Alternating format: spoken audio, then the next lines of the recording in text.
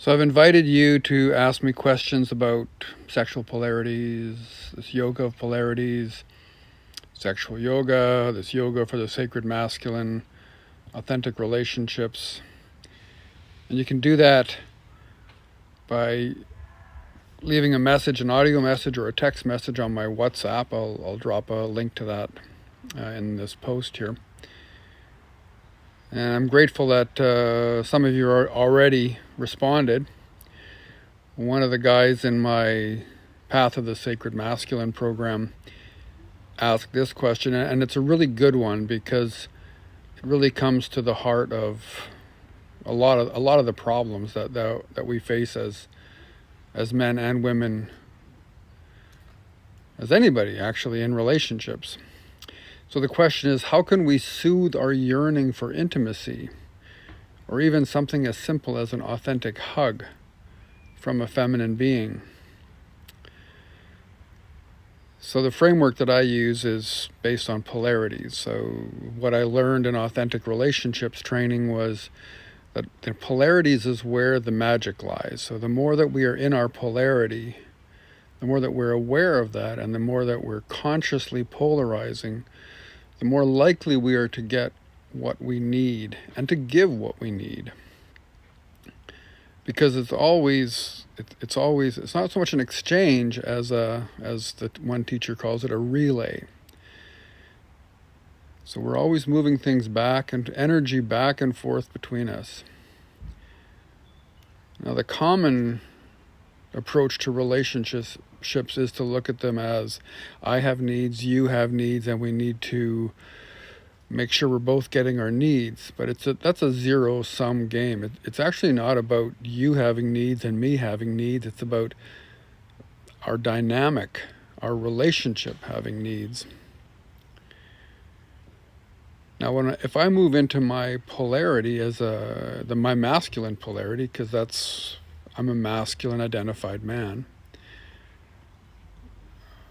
my needs are, I don't have needs. I have needs to be still, to be quiet. If I'm in my feminine, and I can be in my masculine or my feminine, doesn't matter how I identify in terms of gender or that kind of thing. If I am in my feminine, then yeah, I will have this yearning to be held.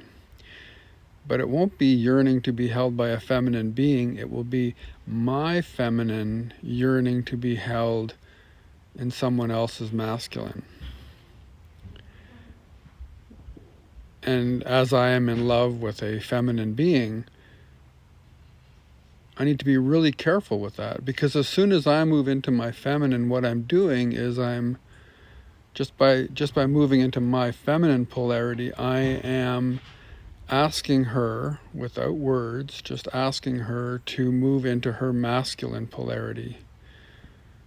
And I know that with the woman I love, being in her masculine is not something she wants. So my practice is to learn to hold that yearning in myself and to become still, to become rooted, to become less needy and wanting. And in my stillness, then, to start to enjoy and appreciate whatever it is that she brings me. And that may be a hug. It may be a smile. It may be a sigh. It may be dancing. And yeah, it may be a hug. But the more I move into if I'm looking for an authentic feminine response or gift from her, then I need to be moving into my authentic masculine.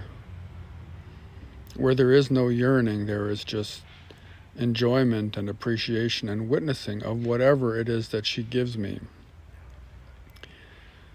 Now, if you're still in a masculine identified body yearning for feminine attention, I would just say that you're actually, in that moment, you're in your feminine, which is not a bad thing. It's just be aware of that.